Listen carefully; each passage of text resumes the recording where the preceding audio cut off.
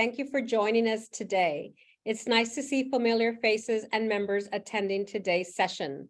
The Los Angeles Latino Chamber of Commerce has partnered up with the Department of General Services to bring you a three-part series on how small businesses can get contracts with both LA County and the state of California. Today's session is part one, and the topic is how to do business with the state of California. Did you know that billions of dollars are awarded each year to small businesses as the result of the state's agency under executive order to do 25% of their procurement contracts with small businesses and 3% with disabled veteran-owned enterprises? Well, today you will learn more. I'm Olivia Rios, Director of Operations and Programs at the LA Latino Chamber, and I'm excited to be here with you with our presenter, Darwin Manuel at the Department of General Services, or DGS. He has served as a business outreach liaison for the Office of Small Business and Disabled Veteran Business Enterprises Services, or the OSDS, of the state of California for the last 6 years. His role is super important because he educates and advises targeted business groups on applying for contracts and working with the state agencies.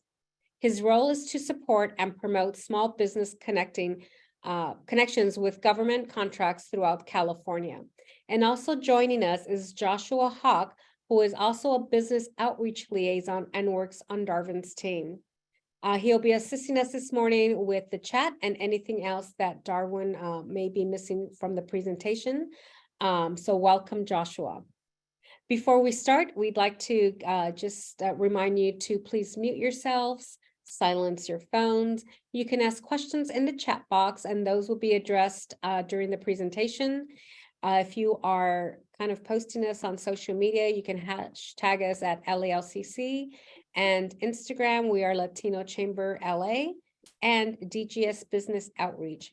Most importantly, we ask you to be open to learn. So having said that, let's get started. And I cannot wait to hear more on how you can level up. So Darwin, the floor is yours. Thank you so much, Olivia. And thank you for that wonderful introduction. Give me 1 minute here so I could get my PowerPoint together.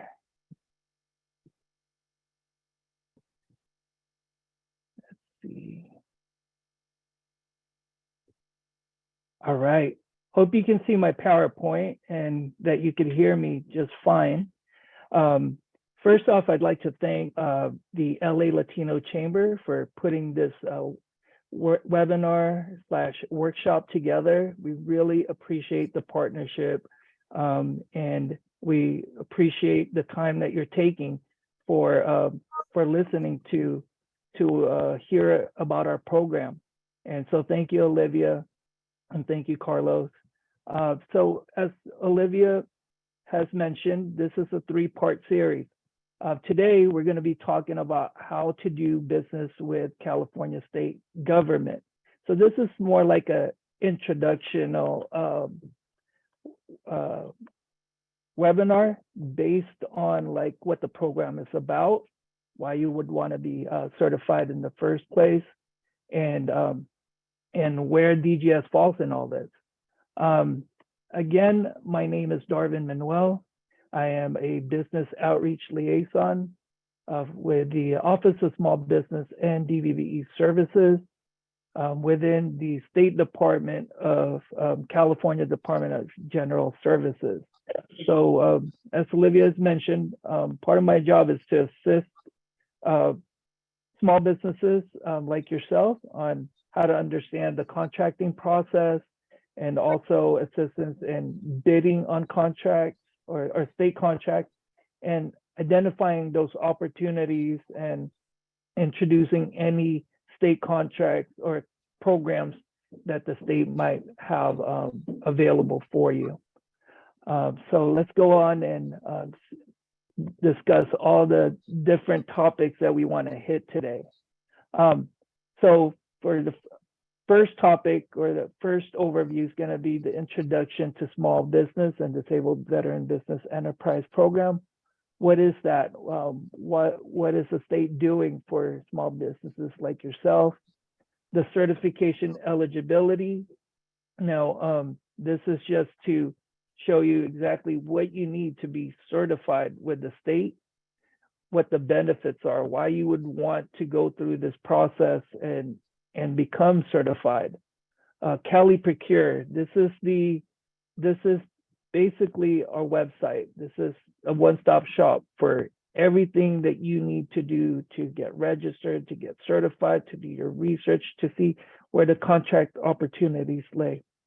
And we're going to talk about the SB DVBE emergency registry, and how that's different from Cali Procure and what that could mean for you if you want to register as a small business and for the purpose of emergency contracts. And lastly, commercially useful function, why that's going to be important, and the whole grand scheme of things as far as making sure that you're meeting all the protocols, that you're doing exactly what you're doing as a small business that's contracting or fulfilling a contract with the state government. Also, as I talk about each of these topics, we're going to give you an opportunity to actually ask questions for that particular topic. Now we have about an hour and 30. Usually this workshop takes me about an hour to get through, but I do like to open it up to questions that you may have pertaining to the information I've given. Now, if there's something that doesn't fall into that topic or that overview, I ask that if you could please just refrain your question until we get to those next sections so we can move on and make sure that we answer everyone's questions, okay? And if I don't have the answer today, that's fine. I don't want you to feel like this is the last time you're gonna have an opportunity to talk with me or our staff, because we are in it for the long run.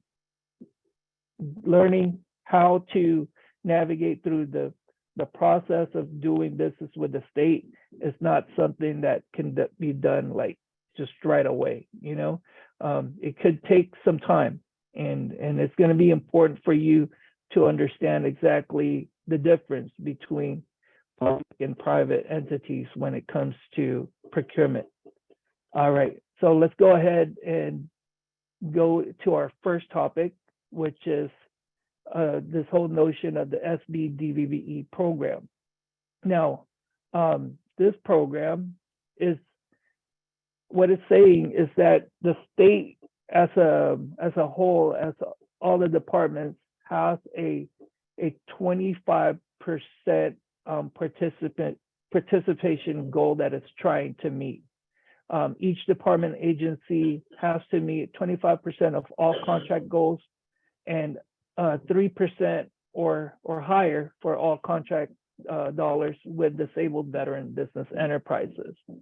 So this is actually not just an ask. This is a law. This has been passed, and we have actually added more emphasis on helping departments meet this goal, and that's what brings us here today, is so we could share this great information with you and teach you exactly what you got to do to put yourself in position to bid on these contracts. So I wanted to share with you our previous fiscal year of 2020 and 2021. This is the most recent year. We have data, and it shows that we spent over $3 billion with small businesses and $500 million with DVBEs. This is the largest amount of money ever going to those businesses in the history of our program. It's a lot of money, and that means a lot of opportunity for businesses like yourself to get into state contracting. So that's 21.23 billion. That's an increase of 9.24 billion compared to the 11.99 billion awarded in the previous fiscal year, 2019 through 2020. The emergency procurement dollars represent 61.5% of that total dollars for the year, compared to 38.8% in 2019 and 2020. And emergency procurements surged to 13.05 billion, an increase of 8.4 billion when compared to the 4.65 billion awarded in emergency procurements in 2019 and 2020. Now, as you may know, big reason for that is all the emergencies, like the COVID that we went through, and that's why you see such a surge on those emergency procurements. It's a lot of money being spent towards procurement, and a lot went towards small businesses. But I got to tell you, there is still state departments that have not met their participation goals. So that means that we have to do a better job of letting small businesses know that there are opportunities for businesses like yourselves to get a piece of those contracts. And lastly, I wanted to mention small businesses like micro businesses were awarded 3.10 billion. That's the highest amount that we've ever recorded from the previous year, 2.84 billion. Micro received the largest share of the small business dollars at 1.79 billion. This was more than the prior years of 1.51 billion. And the reason I bring up these numbers is because, you know, there are requirements for small business certifications, and there is a micro business that you may or may not fall under. I'll talk about that more on our next slide here, just so you could get a better understanding of what these state certifications are. And while we're doing that, I'd like to get some engagement from our audience here, just to see exactly how many of you are already certified with state government, with California state government. I understand there's many certifications out there, and some of the certifications sounds like it overlaps, right? There are like state certifications, and then DVBE and DVE. So I want you to know the ones that I'm actually referring to are the state certifications, and state certifications only. Okay, so one of those certifications called the small business certification, and then there is another small business for the purpose of public works, and for the purpose of public works only. We also have what we call the disabled veteran business enterprise. Now, in regards to why you would want to be certified, well, for one, the 5% bid preference and DVBE incentive gives your business an advantage when you're bidding against a non-certified business. So by being certified, you have access to contracts that are exclusive to certified businesses only.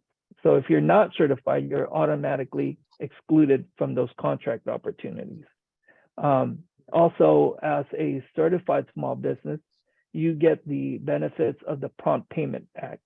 So what that is it's a higher interest penalty for late undisputed invoice payments that are not paid on time. Another benefit is that your certification is valid with various cities, counties, and local utilities that accept and recognize our certification. So we call this reciprocity partners.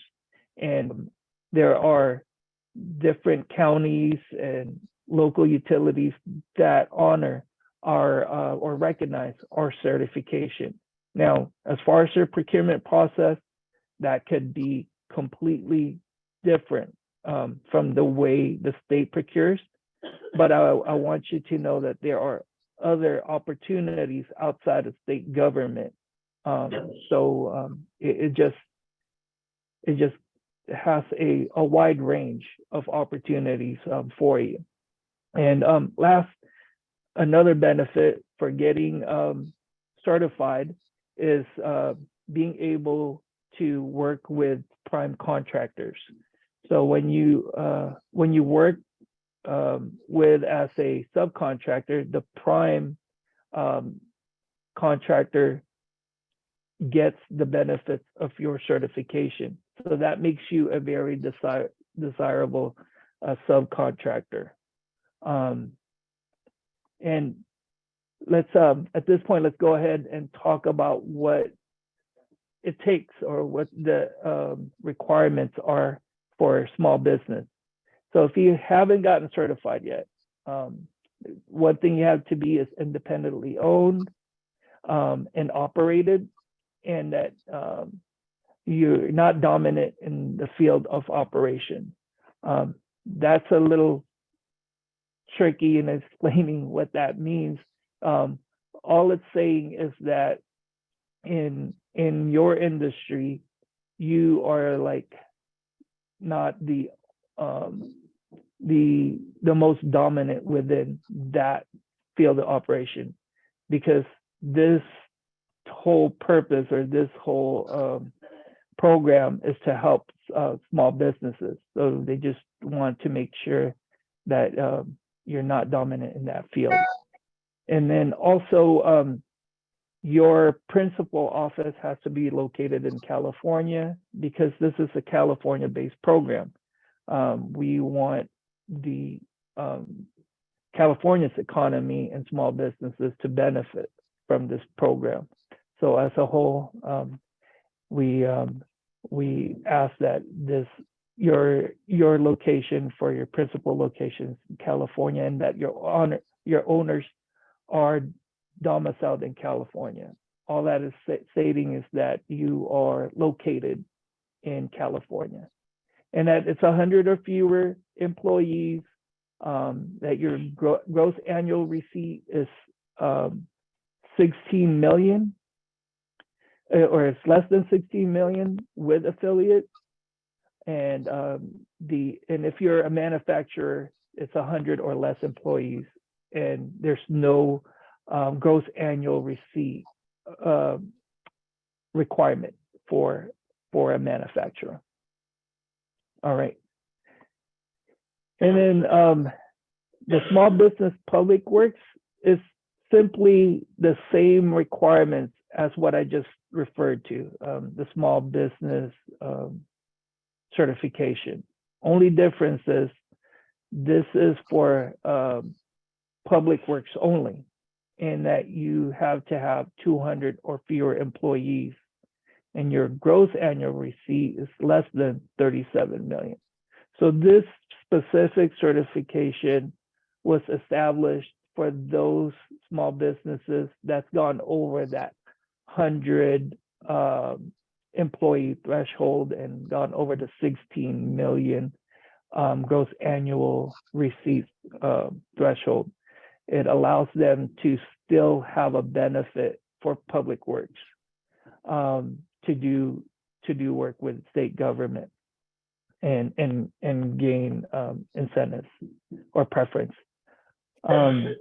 So I just want to make this clear that you get one certification, not both, and it has the same benefit. So you don't have to apply for both certifications until you graduate from that 100 employees or that 16 million GARs.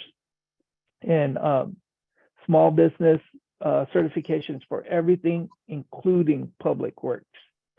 Hope that makes sense. If not, I'll try to clarify that even better for you. But that's the only difference between the two, is the number of employees and the gross annual receipt. And then for disabled veteran business enterprise eligibility, this is for a disabled veteran of the U.S. Armed Forces with a service-connected disability of at least 10%.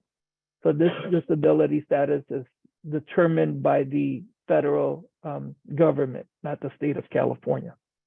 So a DVBE is a business that is 51% owned by one or more disabled veterans. For LLCs or limited liability companies, that the business must be 100% owned by disabled veterans, and the disabled veteran owners must live in California. Although the owners that are not disabled veterans can live anywhere. So that's the difference between small business, disabled veteran. The daily management and operations of the business must be done by disabled veterans. Those it does not have to be this. They don't have to be a disabled veteran who owns the business. And lastly, the business cannot be a branch or subsidiary of a foreign corporation, a foreign firm, or other foreign-based businesses. You will notice that there are no gross annual receipts cap for the DVBE certification. There's no employee cap, so DVBEs can grow quite large. So this is a great program or certification. All right, so I just covered some information for certifications. Did we have any questions in regards to the certification or the process itself? And also I wanted to kind of gauge how many businesses are already certified with the state of California. If we have any of that information, either Josh or Olivia or Carlos. No, but what we can do is maybe if you are certified, you can let us know in the chat and then we can tabulate it. I am seeing a few businesses and companies in the chat who are sharing their certifications, so that is fantastic. We do have a few questions, so I'm hoping we might be able to expand on these. One of the questions that came from Rogue, who's asking, does DGS also provide incentives/assistance for professional services? And I believe they're probably looking for just maybe a little more clarification or a little more of a foot stomp on possibly like bid preferences, prompt payment, etc. In regards to that particular set of incentives. So I'm sorry, Joshua, I'm not understanding the question there. They're asking if there's other incentives on top of what we just brought up? No. Or? Of course, no. So I think they're just asking for a bit more information, maybe a little clarification on the certification benefits that you spoke on to. So, and I know you did speak on them, but I know possibly just a foot stomp as well. Yeah. So going back to some of the benefits by getting certified, you actually have an opportunity to get a 5% bid preference for small business. And if you are certified as a small business and DVBE, you could stack those together also and get the benefit of both preference. Now, if you're going against another small business that's also certified, then all bets are off, right? Because you're both on an even playing field. Other incentives is that, as I mentioned, is that you're going to be on our data system. So since the state has a participation goal of 25% for small businesses, 3% for DVBEs, then they're trying to find qualified small businesses that could help meet their participation goals. Otherwise, someone like myself or Joshua at the end of that fiscal year will be sending them an email, letting them know, and we do a report as to which departments have not met their participation goals, what the reasons were, and DGS is also included in that. We have to meet these goals because it is a law, and for the most part, we're all in this together as a State Department, and note that when you're looking for these preferences too, it has to say it on the contract. So if it does not, then that might not be a contract that you should be going after, or you can, but just saying that it all depends on the contract. I'll talk more about like other benefits that you could have for being certified, but the biggest ones are being in the system, buyers and advocates looking for you, and also prime contractors looking for subcontractors because they get that incentive also. Yeah. Hope that answered the question. I think it does. I think it puts a little more emphasis on the same things you were talking about too, but it's always good to go back and get specifics. I've got one question on here. I believe it's from Jag Surf, who is asking what constitutes public works. So I don't know if we have an example of what would be considered a public works project. Yeah, no, that's a great question. Public works is more like for construction type work, right? For school demolition, road work. These are some of the examples that I would say lands under public works. Now there are specific departments that do a lot of work towards construction, and I'll share that with you in a minute. We've actually created a list that shows which departments focus on construction mainly. And if you were a betting person, I would say Caltrans, Department of Transportation would be one. And there's others. I don't know off the top of my head, but we will go over them with you. Yeah. Last two questions, and I know we'll move on because we've got a lot of content to cover. But this one might be a little complex. We might want to gather a little more data and then come back and answer in a private question. But Manuel is asking, does this apply to a franchise? And I know we're still waiting on more information about that franchise, but would a franchise be able to get these certifications? As long as you meet the qualifications or the requirements for small business or DVBE, then yes, that applies. And it's pretty much spelled out as far as what is going to make you eligible. And we also have a team with the certification team that can answer specific questions in regards to eligibility, and we could share that information with you also. Absolutely. And I believe the last question that I put out here before we move on, and I promise I'll answer more questions in the chat for folks who are asking. Yeah. We had Mohinder ask, will the deck be shared later on email? So I don't know if this is more of a question for you or Olivia, whoever knows, is this going to be shared later? That's a Darwin question. Darwin, perfect. Yeah, you know what? That's fine. We could share the information. You're referring to the PowerPoint, correct? I believe so. Yeah. So I think Olivia and I talked about this. We could share the PDF file with you, and I've shared that with Olivia and her team with LA Latino Chamber, and we could submit that. She just wants to make sure that's okay. All right. All right. So let's go on and move on to the next slide here. Sorry, 1 second. All right. So I mentioned kind of briefly about e-Procure, right? And what that is. So this is a centralized marketplace where you can do your registration, do your certification, and also learn about the different procurements available for not only small businesses, but this is the one-stop shop, right?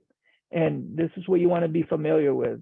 If you're looking to do state work, this has to be on your favorites and just be able to get to on a daily basis. So what this is allows you to register, apply. Like I mentioned, the solicitations and contracts are here. This is where you could receive notifications that an opportunity is available for you. You could search or research departments that you're targeting. You could post ads for the primes or post ads for subcontracting. And also there are training and resources available here. For instance, like this event, we have posted it and let you know all the different trainings and in-person events that we have going. And like I said, it's a one-stop shop and it's completely free. There's no cost to you. All right, so I kind of wanted to give you an idea of how this looks, right? And when you see the landing page, you'll see the home, the resources, quick links, and the help function on there. And if you want to log in, well, the first thing you do is tap on that red arrow, and it'll take you to this next slide. So if you're a new bidder, this is where you would register. New bidder meaning like you're looking to get registered in the system. Very simple process. If you've ever tried to register for a social media like app, very similar. They just ask for like 5 quick questions from you. And then also wanted to touch on this supplier diversity information, because this is fairly new with the State Department certification process. So in 2022, DGS began collecting voluntary diversity data information from certified businesses that are currently registered or are new to new businesses within the Cali Procure profile. So we're collecting voluntary diversity data as part of California's commitment to support diversity, equity, and inclusion in state procurement. So we recommend that that anyone that's registering with the state complete the diversity data. And this data just enables evaluation of the effectiveness or a better understanding of where targeted outreach efforts need to be established. The goal is to ensure that California's supplier base is reflective of our diverse state, and this is voluntary, and you can change and remove the data at any time directly in your profile on Cali Procure. This information is not going to give you a bigger contracting preference, and does not affect your contracting efforts or opportunities. This is displayed publicly on your certification profile. So if you go on to Cali Procure and you're getting registered, you could click the link and they'll just ask you some basic questions. All right. So the next step is to actually just log in again and register. So this is how that would look like. And I circled this or put an arrow as to where you would type in your information after you have registered, putting in your user ID and password. And then when you're registered, you come back to Cali Procure. This is how that homepage looks like. This is a snapshot of the information on Cali Procure. You can see your user ID here. You can see your supplier ID contact information, certification information. And if you're certified, there are also buttons to edit your information and more. The next step is to apply for certification. And to apply, we've actually kind of highlighted this in red for your, on the right side, this is where you would apply for certification. You just click on here to get started. Either one, you could click get started or apply for certification. And then you, as a business, should review like the section as to the eligibility requirements and the documents that you need to get started. There's even a short video that walks you through this whole certification process.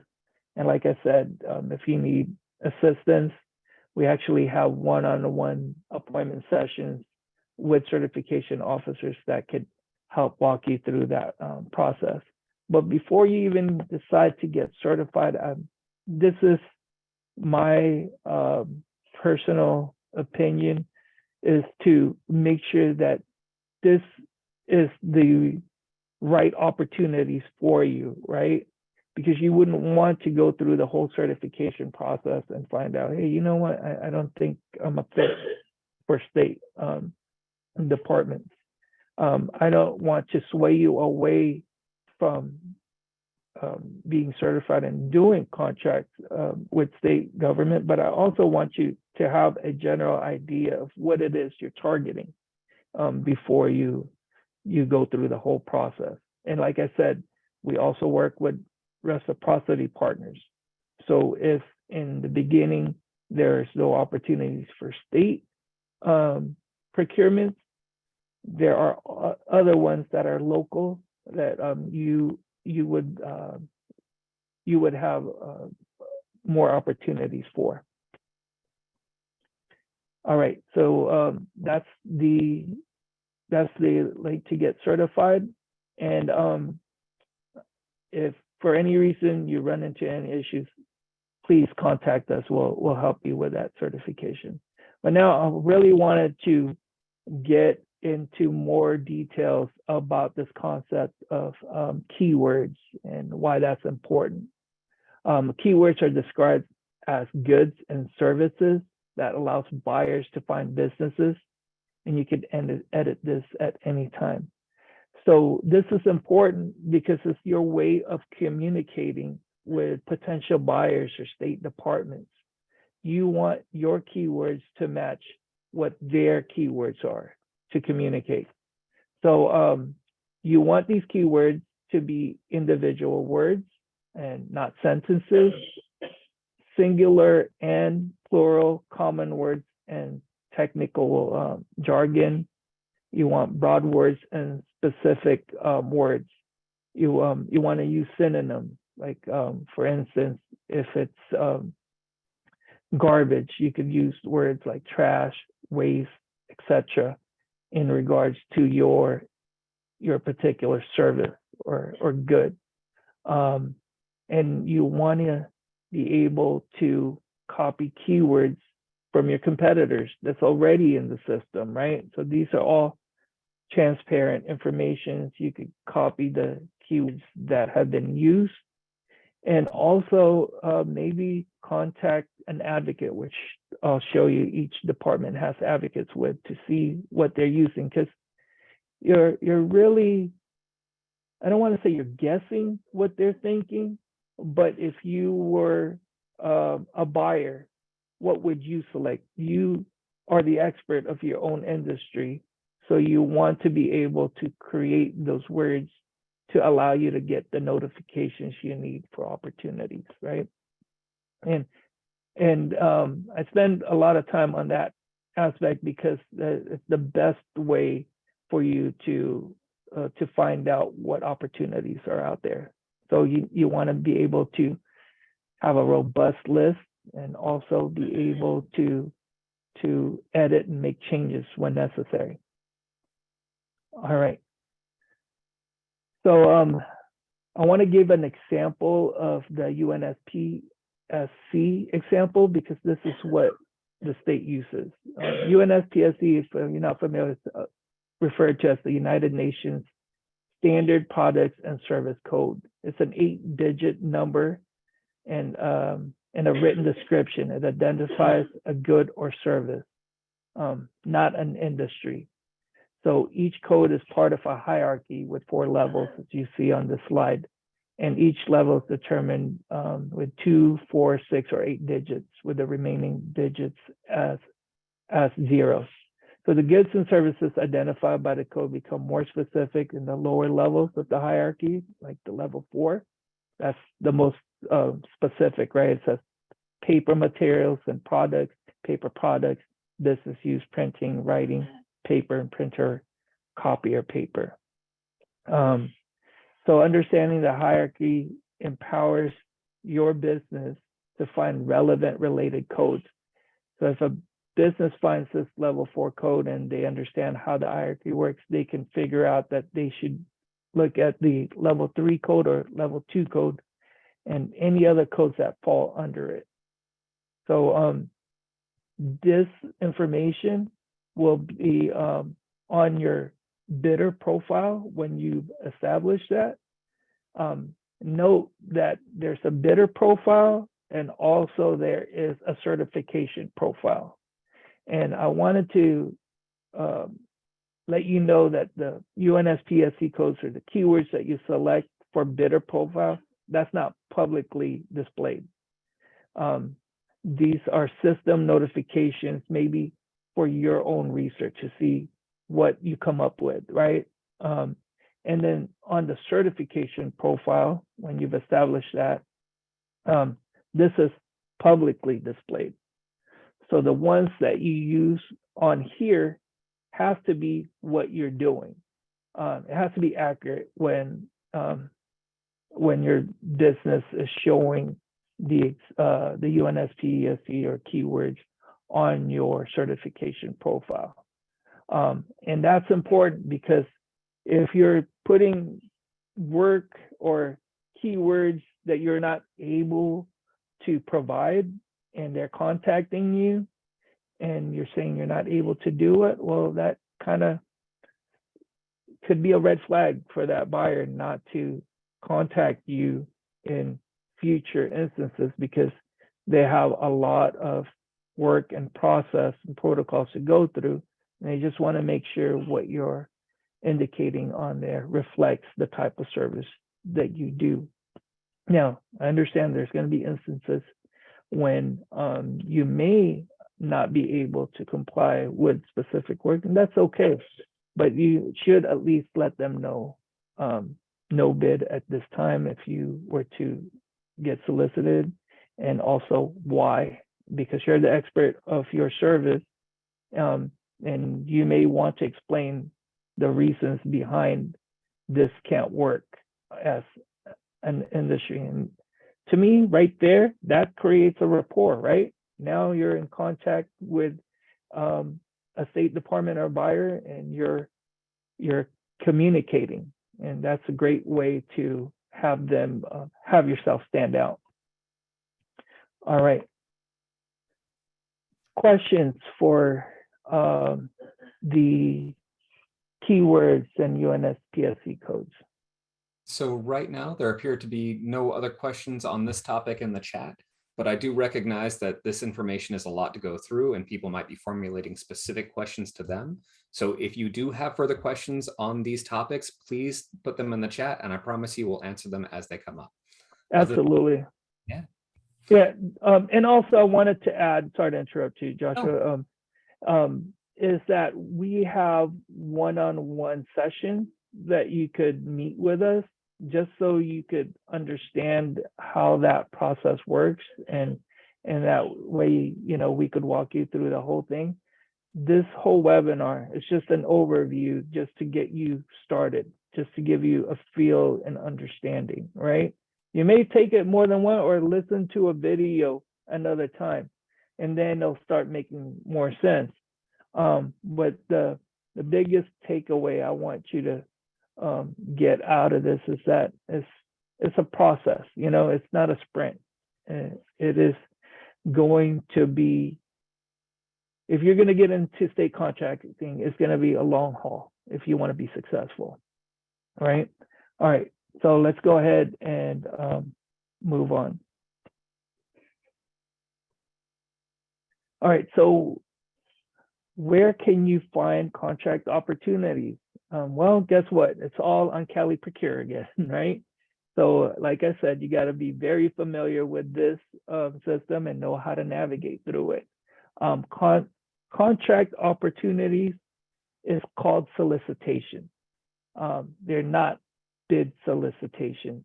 They're found in California State Contract Register, and which can be accessed on e-Procure. So if you see contract opportunities, that's what it's referred to. And we're back to this landing page. So I want you to start getting familiar of where to go. And then again, you log in, right? And then that landing, that page will look exactly like you would start your search, because you want to see bid opportunities. So you click where that arrow is, and then it'll take you to this next page. And this is how that looks like. You could also do an advanced search criteria. And this is just for you to get familiar with all the different solicitations that may pop up.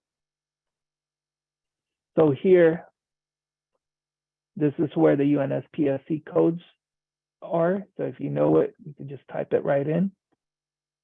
Service areas, where you're going to be able to provide where that service area work is going to be located, and contractor license type, if there's any that is needed to bid on a contract. All right, and now let's say you clicked on the list of results, the solicitations being advertised, and that's how this is what it would look like. Let me go back to that. Here, you'll see what the event name is, and again, event name is like the solicitation right here. What department is actually looking for this particular solicitation, and when it ends, when that event ends. And you gotta know that when it says May 10, it's due May 10. And if it says by 11:30 Pacific time, you got to turn it in. You don't have to turn it right at 11:30. You can do it prior to that, but you can't turn it in at like 11:31. Okay. So when you get to this section, you'll get more information as to the details of that that contract, or I'm sorry, that solicitation, and they'll give you important information as far as the department's name, who the contract administrator, that point of contact is going to be. Also, you could click on post vendor ad and like view event package to get more detailed information about what you need. And this is just an example of how that looks like. Any questions in regards to bid solicitations? I know this is great information in terms of a form of market research. There was a question that was asked in the chat that is actually answered in the chat as well too, but I wanted to re-foot stomp it for folks as well. Mark had asked, how can I reach out to set up a one-on-one? And I could see a lot of questions that are specific to businesses and organizations that might be better answered on a one-on-one if they're long and complex. But there is a slide at the end of the presentation that I just wanted to mention as well, that has a QR code to schedule a consultation. And you can also find a link to schedule a consultation at dgs.ca.gov at our webpage listed there as well.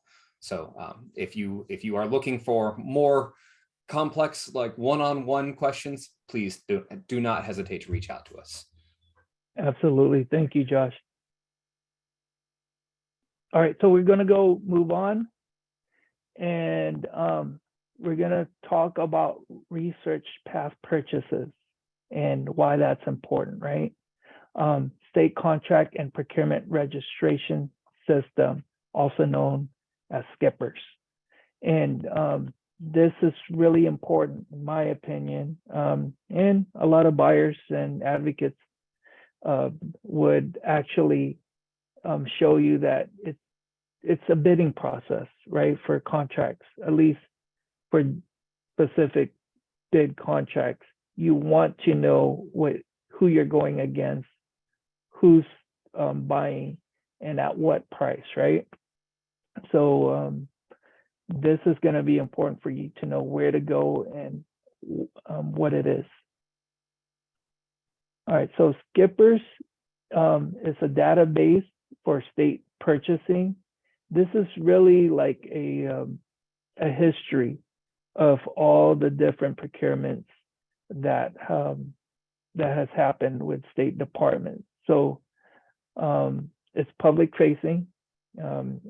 It's information that's being shared with everyone so that you could see which department it was, for how much it was, the contract was won for, and also like who the administrator was, and just information that can help you through the process of strategizing your next approach and when an opportunity comes your way. And then to get to Skippers, this is again back to the landing page, and then you just want to click find public procurement information. And it helps to get familiar again with Cali Procure to see all this important content. And then when you click on there, you'll get to this page, and that's where the arrow's pointing is how you get to Skippers. So again, this is historical data of all the different purchases made by specific departments. And here is how that page would look like. So you'll notice it'll have the department name, the procurement, the purchase document, what it was, when it was purchased, and when it ended, or when the solicitation started and ended, how much it was, and also if you slide more to the right, it'll give you more information as far as whether that that supplier was a small business or DVBE. So that way you know who you're competing against and what method of procurement was used, which I'll teach you more about later, and why that's going to be important for your pursuit of winning these contracts. All right, questions about Skippers and historical data and where to find that? So I think you've covered a good amount of information on this upcoming question, but I just wanted to provide it as well too. The question comes from Juan. What about informal solicitations like smaller dollar amounts? I know the big contracts are shown in Cali Procure, but how do you get considered for the smaller ones that do not show up there? And again, I know Skippers provides a lot of information on past contracts as well too, but I didn't know if there were more details that you might want to go into on that. Yeah, so there are going to be contracts that are not advertised through Cali Procure. So that information and that rapport is going to be very important for you to establish with advocates, which I'll go in detail in our next slide. But there is going to be small business and DVBE option procurement methods that's being used, and also other procurement methods that are for smaller amounts.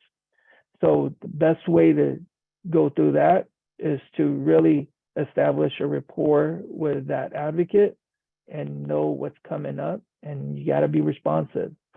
And we'll go over all those procurement methods on our next webinars, and also if you establish an appointment with us, we'll teach you all that. Right now, the purpose of this workshop is just to get you to understanding how to navigate through e-Procure and all the steps as to what the program can do for you and who the players are going to be that you need to be familiar with. Yeah. Any other questions? No, Josh? but I do think that is the perfect segue into advocates. So yeah. All right. All right. All right. So advocates. What are advocates? Well, they're state employees like myself and Joshua. They working closely with the purchasing and procurement division within that department. And they could be a manager, they could be an analyst, they could be an actual buyer.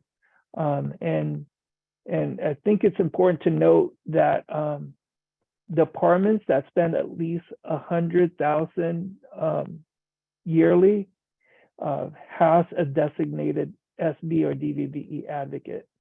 And their role is to assist you with prompt payment, which are covered in regards to getting paid on time, right? And if they're late, understanding how much percentage penalty payments and who you got to contact, that's going to be the advocate. They also help buyers and use certified businesses. They're like almost like the headhunter, right? Like when you're trying to get a job or something, they're trying to do like what Josh and I, a portion of our work where they're looking for qualified, certified small businesses and or DVBEs. They seek out certified businesses, and really the biggest thing about advocates that I want you to know is where to find them on our system, also in e-Procure, and also note that an advocate that you worked for 1 month be different from a following month or a month after that. And so establishing that rapport with them is going to be important, so that way they could let you know, hey, I have a new advocate that's going to be starting. And if there is no advocate for that department, you can't locate them on this list that we'll show you how to get to, you could actually contact the manager itself, or you could contact myself, Joshua, or any team members within our appointment scheduling, because we can help assist in that regard, making sure that you're making the connections and finding the right people that you need to be in contact with. So that's part of the roles that Josh and I do. And then so, I think I jumped the gun. I basically told you what advocates are and their roles, and they're here to help you. And one thing I also wanted to say is, you might notice one advocate is going to be more responsive than others, and not to say that they don't take it as seriously as others, but some advocates, like myself and Josh, this is our whole job, right? Our whole role is to actually assist small businesses like yourself, whereas a designated advocate for another department may have different hats. So if they're not as responsive, it might be because that's just a small portion of what they do. But that's not to say that, you know, they shouldn't respond to you, but if you do run into an issue, please reach out to us. We will be glad to help get you to the right person and answer those questions for particular solicitations that you're going after. Okay. All right, so back to the landing page. This is where you would go to find trainings and resources, and also where to find those advocates that I was referring to. So it'll take you to this list, and then boom, right there it says contact a small business and DVB advocate. When you click on that, it'll take you right to the DGS website. And on this website, you just click where it says download the advocate directory, and then it will give you the listing of all the advocates, all the departments, and the procurement section. So it'll have their name, and also it'll have their email, contact number, and their manager's email and contact number. So like I said, reach out to the advocate. If you can't get to the advocate, reach out to the manager. And I also mentioned earlier, like there are some departments, this was in regards to the question with Public Works, right? So High-Speed Rail Authority, that's a construction department that, you know, deals with a lot of construction due to their whole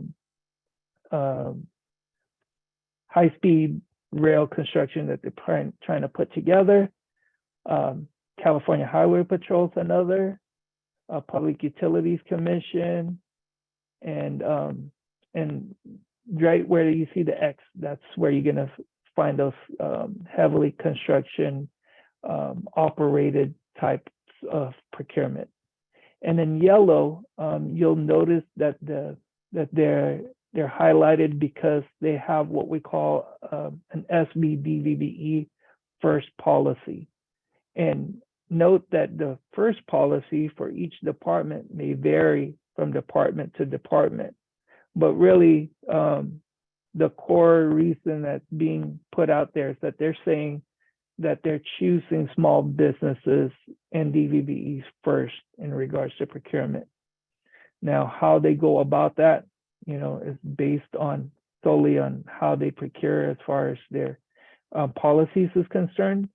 But if I was a small business, I would start with these departments first, because you know that they are putting a lot of the emphasis on using small businesses first. The goal really is to highlight all these departments at the end of the day, right? We want to make sure that we are reaching out to small businesses first. But having that policy in place allows me, if I was a small business supplier, to know who I would want to reach out to first. All right, and then the arrow's just letting you know the departments that are first policy, SBDV first policy documented. And the construction, again, is the X's. Any questions in regards to the advocates and their role and where to find them? There is one in the chat, but I'm not sure if it's directly linked to advocates, but I am asking for more information. So if you're watching, please send it my way and hopefully we can get a little clarification. Mundo asked, is a SAM number required to do business with the state of California? And I'm not sure about the SAM acronym, so I'm hoping for more information, but Darvin, you might know more on that. If not, no, I want to say no, but I'll double check on that. It's not a requirement. Yeah, you know what, reach out to me. I'm going to have my email address here and I could better assist you with that question just to make sure I get you the right info. And Raul just put in the chat that SAM is federal, which is fantastic because that provided that extra clarification, I think, which explains why we're both like, oh, I'm not quite sure. Yes, of course, federal designations being separate from state operations, of course. But thank you so much. Other than that, there are no other questions in the chat. All right, great. All right, so let's go ahead and talk about SB/DVB Emergency Registry. This is a dedicated portal for certified businesses to register as a supplier of emergency goods and services. So unlike e-Procure, this portal will only include businesses that provide goods and services from predetermined emergency categories. So the question is, should you sign up? Well, are you a small business that's, currently ready and able to support the state of California in an emergency situation? So it means that you have to be a small business that can do quick turnaround times, be like available at any given time, even past business hours, and that you're capable of providing a good service that's listed on this emergency listing. So if the answer to that's yes, then yes, absolutely. You are a right candidate for registering your business within this list. And advocates or buyers will look in this registry specifically to find businesses like yourself. It just makes their job a little easier, right? Because they know that you're able to perform in these specific emergency categories. And so let's talk about what those categories are. And it could be more than this, but some of them, just think of a category, base camp operations, right? In case of emergencies, maybe there is debris on the road that needs to be removed, hazardous materials, things like that.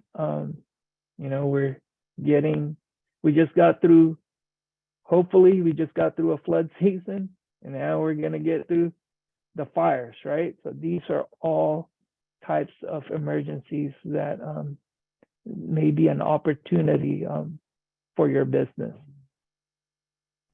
Okay, so if you'd like to get more information, or if you want to be registered, you'll just need your certification number, right? After you get certified, provide your certification number, the emergency categories that you can do, this description of the products and services, the emergency contracting. From this landing page, you would click on Sell to the State, and then click on SB/DVB Emergency Contracting, and just click on that link. And that's where you'll get more information about the Small Business and DVB Emergency Registry. We also have an email that you could contact one of our staff that is directly assigned for questions with SB/DVB Emergency Contracting. All right, so finally, there is what we call a commercially useful function. It's also known as CUF. So this applies to all small businesses and DVBEs that's bidding and participating on a contract. So the biggest takeaway that I could give you as far as CUF is concerned, that just because you're certified doesn't mean that you fulfilled a commercially useful function, and that this is an evaluation that's done from the beginning and the middle and the end during the life of the contract. And being a certified SB/DVBE by the Department of General Services does not mean that you're automatically a firm that performs CUF. So in short, you as a small business you have to do what you were hired to do, that you're complying with the contract requirements, and that you're not a pass-through, that you're just using the preference as a way to get the incentives. So it's a way to protect you and also protect the integrity of the small business and DVBE program. When you get to that part, note that it's just something that we take very seriously, right? And there's penalties involved. So as long as you're doing your job, right? As long as you're meeting the requirements, then you are performing CUF. And if you have any questions about that, you could speak to the contract administrator, maybe the advocate, as to determine whether you're meeting the requirements of the protocols for CUF. So as I mentioned, you're just not an extra participant in a transaction or a contract, and that which funds are passed through in order to obtain the appearance of a small business or DVB participation, and that you're not being used to perform the work as stipulated in the bid, and no longer used to provide goods and services listed in initial bid responses.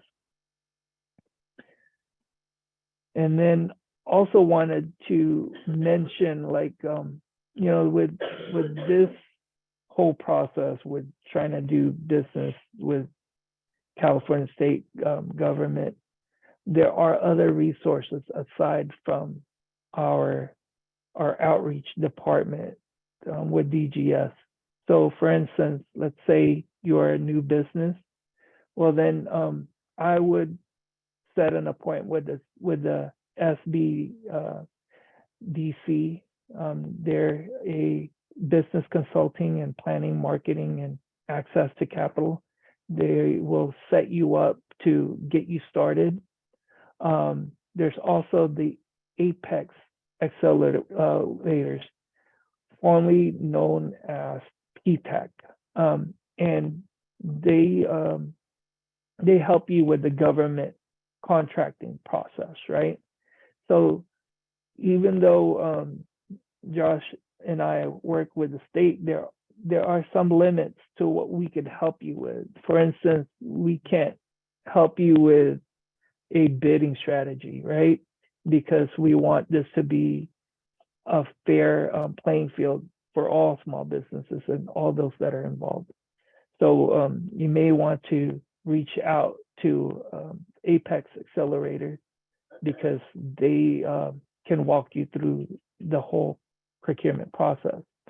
And if you're a newer business, there is this resource SCORE for business mentorship. And also our great host, the LA Latino Chamber of Commerce, can provide some of those resources for you to help you get established and getting started with state government. So in review, we talked about the introduction of the SBDVB program.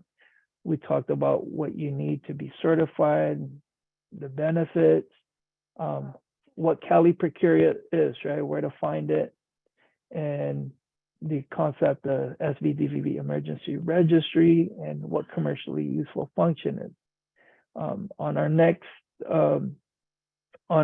webinar, we're going to be discussing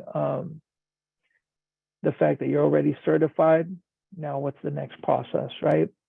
And then after that, it's going to be a more advanced with state contracting. So if you'd like to learn more about that, please join us again. And another way for you to stay in contact with us is to follow us on LinkedIn. And we've provided the link here for you. And this will just give you more opportunities of like what's up and coming, maybe events that you might be interested in. And also I mentioned like how you could schedule a consultation. So this is where you would get that. You'll get information on either whether you want to learn about state contracting if you're new, registration and certification process. You'll be matched up with an actual certification officer that can help you through the process, and maybe updating your Cali e-Procure profiles and finding those contract opportunities.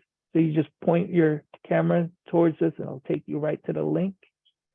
I'll leave it there for a few minutes here, but I just really wanted to take this time to thank you all for participating. I know you're giving up a good amount of time as a small business to hear me talk, and I hope what I've shared with you is useful and that you're able to actually gain something and at least get started and get that traction and to get that ball rolling. And like I said, we will be here through the whole process for you and answer your questions any way we can.